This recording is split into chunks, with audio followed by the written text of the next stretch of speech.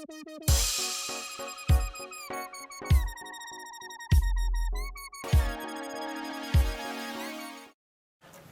안녕하세요. 삼관왕의 삐딱두고 시작하겠습니다. 조동욱 학술삼관왕님 나오셨습니다. 안녕하십니까? 네, 안녕하십니까? 네.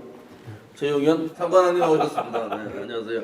먼저 고 박원순 시장에 대한 얘기를 안 할 수가 없네요.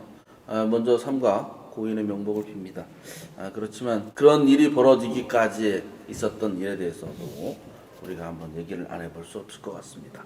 9일날 돌아가셨지 않습니까? 네. 근데 8일날 피하호소인이 4시 반에 8일날 고소장을 접수를 했는데 3시에 그 젠더 특보가 임순영 씨가 시장님한테 혹시 뭐 실수하신 일 있으시냐?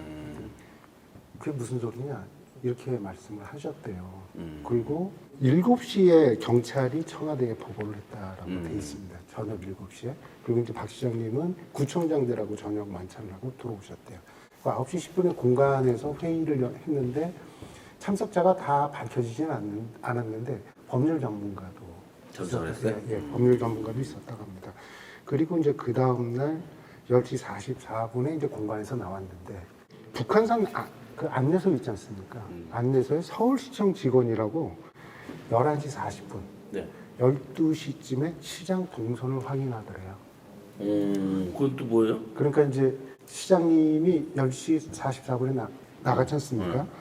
그런데 북한산 안내소에 서울시청 직원이 시장님 혹시 어디 있는지 확인이 되냐. 파악을 하고 있는. 동선을 파악하고 움직이는 동선이 대충 예측이 되는. 그러니까 이게 전체를 보면 좀 뭐 서울시도 파악하고 있었던 게 있지 않느냐라는 느낌도 들고. 뭐 그러니까 이런 이제 의혹 사건에 대해서 네, 하여튼 여기까지가 지금 밝혀진 거예요. 젠더 특보는 왜 이렇게 일찍 알았대요? 그걸 누굴 통해서? 경찰이 젠더 특보한테 알려준 것 같지는 않고 고소장 접수되기 전이니까 이분이 하기 전까지의 주변 사람들한테 얘기가 이제 젠더 특보한테 들어온 거 아니냐라는 그게 좀 일반적인 평입니다.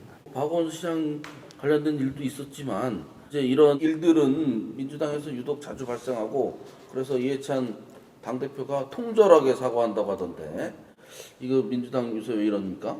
최근에 이 뭐 민주당 진짜 말도 안 되는 일이 너무 많이 있었죠. 안희정 충남지사 같은 경우 거기서 성추행 문제로 구속이 됐고, 그다음에 오거돈 부산시장도 성추문으로 낙마를 했고, 지방 수준에서는 더 심각해요. 김포시 의장이 철을 상해 치사한 사건도 있었고, 그렇죠. 네. 부천시 의장 같은 경우는 절도 사건으로, 그다음에 네. 강남구 의장은 음주 사고로, 그다음에 네. 김제 시의원들, 민주당 시의원들은 동료의원 간 불륜으로, 정읍 시의원은 동료의원 성추행, 목포 시의원은 상습 성희롱 이런 걸로 다 수사나 재판을 지금 받고 있거든요. 전국적으로 전국 수준에서도 그렇지만 지방 수준에서도 엄청나게 민주당발 사건 사고가 지금 빈발을 하고 있는데 네. 저는 가장 대표도 이해찬 대표도 호통만 치고 해서 빈축을 사고 하고 그러잖아요.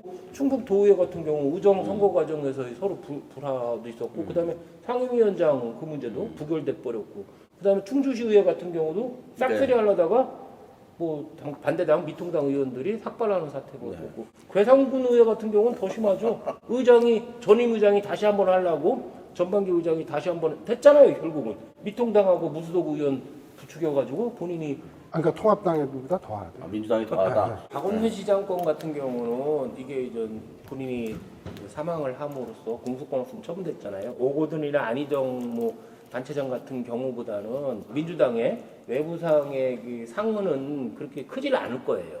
다만 박원순 시장이 갖고 있는 그 민주당 내에서 갖고 있는 도덕적인 이미지, 윤리적인 이미지는 엄청나잖아요. 그렇죠. 오랜 시민 운동을 했기 때문에, 그렇기 때문에 아마 이게 우리 같은 시민들한테 다가오는 그러한 상처, 그러니까 민주당 내 그 안의 상처는 훨씬 더 클 거고, 이게 아마 보궐선거 때 그대로 밑바닥 민심에 반영되지 않을까.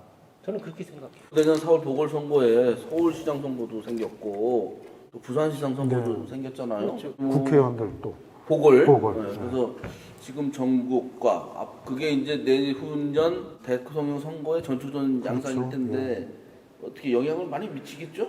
전체적으로 가서는 원래 박근혜 전 대통령의 트라우마도 있잖아요, 우리가. 그 다음에 그 이후에 났던 새누리당의 김무성 의원의 옥색 파동, 그 다음에 그 이후에 자유한국당의 황교안하고 홍준표, 이 막말이나 뭐 이렇게 상황 파악 안 되는 말 어랭 등으로다가 그에 대한 트라우마나 그에 대한 반감으로다가 민주당 우위의 그런 전국 자체는 변하지 않을 건데 다만 이제 1년도 안 남았잖아요. 내년 재보궐선거가. 지금 말씀하신 대로 전국 규모의 선거가 돼버렸고 그 다음에 이 지역들이 모두 다 민주당 책임으로 인해서 재보궐선거가 이루어지는 곳이거든요.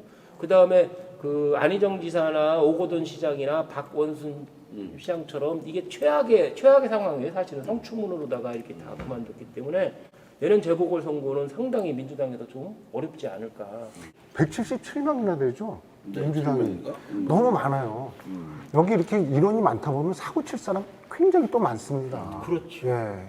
이거 굉장히 위험한 숫자예요. 이렇게 많다는 이게 거. 국회도 그렇지만은 제가 자료를 확인해 보니까 지금 광역단체장이 17곳이잖아요. 여기에 미통당은 딱 3곳밖에 없어요. 그러니까요. 대구하고 경북하고 제주. 아하. 그 다음에 기초단체장도 25%만 미통당이에요. 나머지 75%는 다 민주당이고 광역의원은 더 심해요. 17%만 미통당이에요. 그렇기 때문에 워낙에 많으니까 한 4배 정도가 더 많거든요. 그러니까는 민주당에서 사건 사고가 자주 있을 수밖에 없고 또 지난 총선이나 지난 지방선거에서 민주당 후보는 거의 거저먹기로 거의 다 했어요. 그러니까 기본 자질이나 기본 인격도 갖추지 못한 사람들이 그냥 되는 경우가 많았기 때문에 민주당에서 사건 사고가 많을 수밖에 없을 것 같아요. 그러니까 지금 민주당 같은 경우는 너무 많은 권력을 가져버렸어요. 여기서 보면 잘 나갈 때 죽거든요. 사실은. 문재인 정권 자체에 악영향을 끼칠지는 아직은 모르겠어요. 저는. 다만 내년 보궐선거에서 완패를 한다면 서울시장, 부산시장 이거 다 뺏긴다고 하면 경기지까지 포함시켜 또 뺏긴다고 하면은 문재인 정부에서도 치명타가 될 것 같아요. 왜 그러냐면 그 이후에는 만약에 완패를 한다고 하면 향후에 대권에 도전할 민주당 후보들이 정권과 이제 반목을 갖게 된다고요. 정권에서 이제 낙수를 얻을 게 별로 없다는 걸 알기 때문에 반목을 하게 되고 그렇다면은 열린 우리당이 옛날에 있었잖아요. 그것처럼 개파 갈등, 분당 뭐 그런 사태로까지 진전될 수 있을 것 같아요. 그리고 이제 카드를 지금 사실 이제 뭐 재보궐 선거에 쓸 수 있는 카드가 좋은 게 이제 남북한 화해 모드인데 이렇게 감명을 안 만든다는 거예요. 제 느낌으로는.